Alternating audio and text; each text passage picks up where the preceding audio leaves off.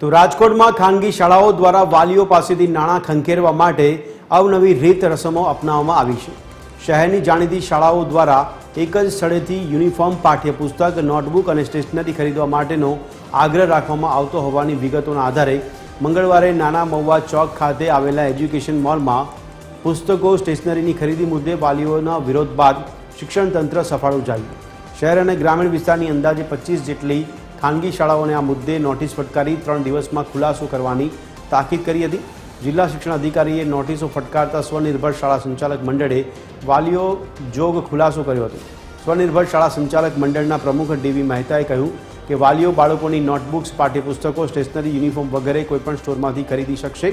શાળા દ્વારા આપવામાં આવેલી માહિતીને સૂચન સમજવું, આદેશ નહીં।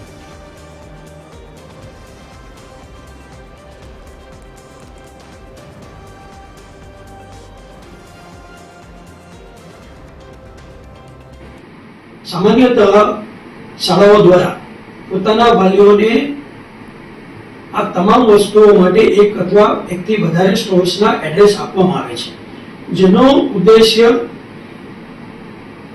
યુનિફોર્મિટી જળવાય એ હોય છે।